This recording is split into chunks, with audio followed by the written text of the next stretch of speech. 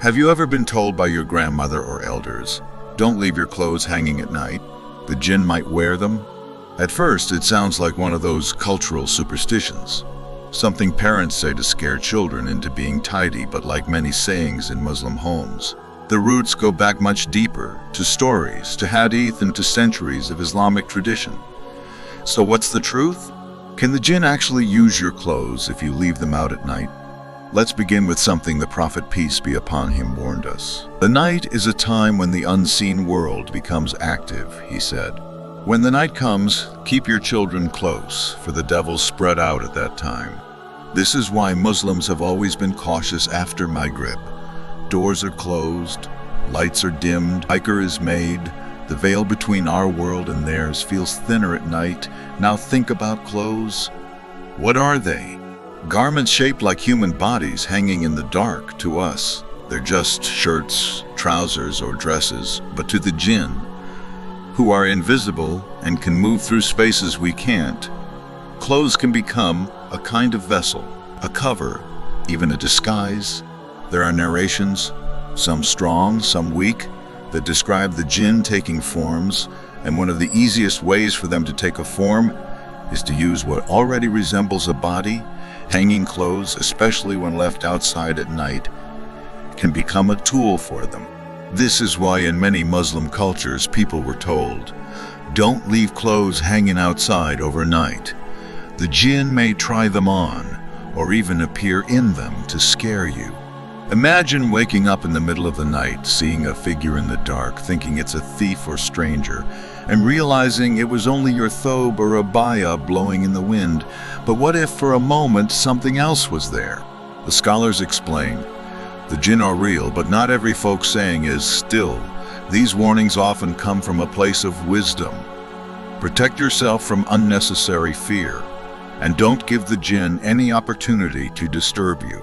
And let's be honest, isn't it true that a hanging robe in the corner of your room can already look terrifying in the dark, even before we talk about jinn?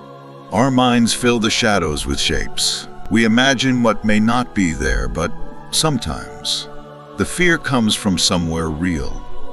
That's why the Prophet, peace be upon him, taught us to guard ourselves at night, with dhikr, with reciting ayat al-kursi, with seeking Allah's protection, because the night belongs to Allah, but it is also the time when the jinn roam.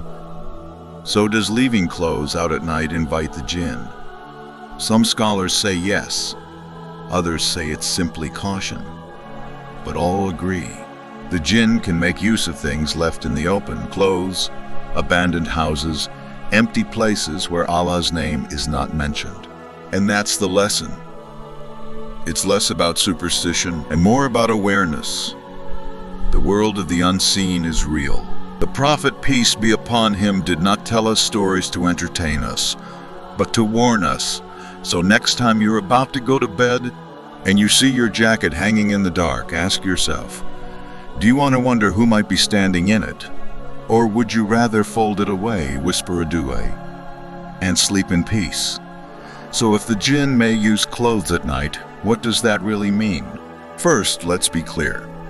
The jinn are not like us. They don't need clothes. They don't get cold the way we do. They don't go shopping for abayas or jackets. But what they do have is the ability to take on appearances, to make themselves look like something else. This is why, in authentic narrations, the jinn are sometimes described as appearing in the form of animals.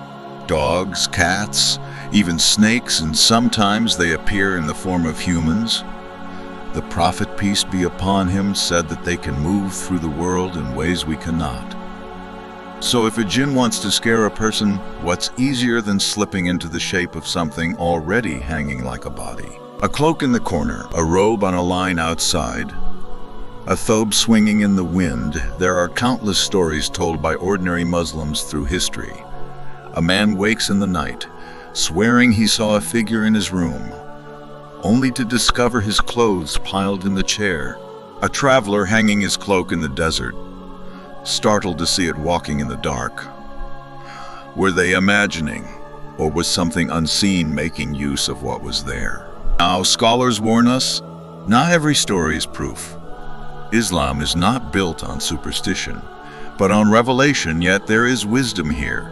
The Prophet, peace be upon him, consistently told us to protect ourselves from the night. He taught us to say, Bismillah, in the name of Allah, when closing our doors, covering vessels, and extinguishing lights. He taught us that Shaitan does not open a door where Allah's name has been mentioned, but he may wander where things are left unguarded. So when parents tell their children, don't leave your clothes outside at night, the jinn may wear them. It is less about fabric and more about habit. It is teaching a mindset. Be cautious. Don't be careless, and always remember Allah, because think about it. If a jinn wants to disturb you, he doesn't need your shirt. He could whisper in your heart. He could move things around your house. But clothing, hanging in the shadows, already resembles a human. It is a perfect place for fear to be magnified. Some scholars even mention the jinn, being unseen, may find covers in physical objects. That doesn't mean they become the clothes, but that they use them as part of their illusion. Just like smoke takes the shape of its container, a jinn may take the form of what is already there. And here's something interesting. In some cultures, people believed that leaving clothes out at night gave the jinn permission to use them. Whether that's literally true or not, the lesson is the same. If you don't want to invite unnecessary disturbance, keep your things folded, keep your home guarded, and mention Allah's name before sleep. The Prophet, peace be upon him, didn't tell us to fear the jinn. He told us to be aware of them and to protect ourselves with dhikr. Recite Ayat al-Kursi before bed. Recite the last 2 verses of Surah al-Baqarah. Recite the Muawwidhatayn, Surah al-Falaq, and Surah al-Nas. These surahs are shields, stronger than locks or walls. Because at the end of the day, clothes are just fabric, but fear is what the jinn love to exploit. And if your shirt hanging in the corner becomes the excuse for you to remember Allah before sleep, then maybe, just maybe, that warning was never superstition at all. Now let's bring this all together. The question isn't really, will the jinn literally wear your clothes? The deeper question is, what does Islam want us to understand about the unseen, about caution, and about trust in Allah? First, remember the nature of the night. The Prophet, peace be upon him, said, when the sun sets, hold your children close, for the devils spread out at that time. When part of the night is past, let them go. This tells us 2 things. Number 1, there are times when the jinn are more active. Number 2, the Muslim is meant to be cautious, not careless. Clothes at night are just one example. Dishes uncovered, doors unlocked, words unguarded. All of these are things Shaitan can take advantage of. The night is a time when human beings are vulnerable. We are sleepy, weaker, slower, and it is precisely then that we are told, mention Allah's name, close your doors, and guard your home.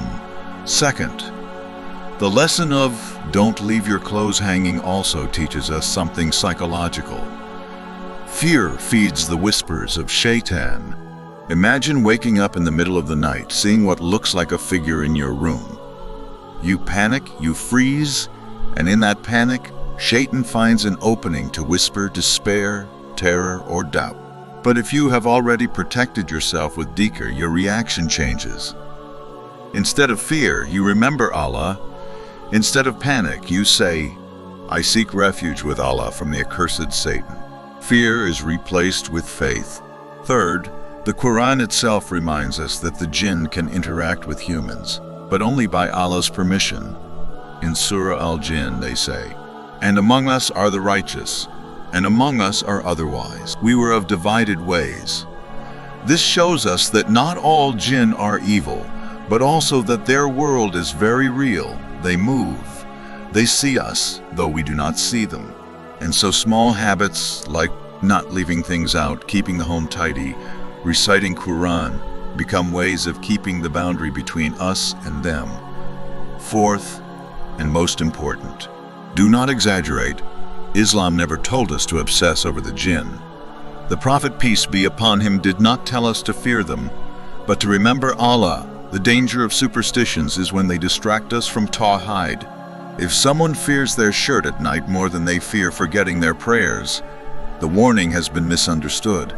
So the balance is this. Yes, avoid leaving clothes hanging overnight, especially outside. Why? Because it invites unnecessary disturbance, it creates fear, and it ignores the Prophet's command to guard yourself at night. But no, do not believe that a shirt can harm you, or that the jinn have power independent of Allah. Their power is only what Allah allows. Finally, the spiritual lesson. Your home is your fortress.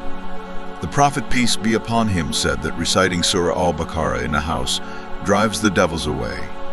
He taught us that Ayat al-Kursi is a shield.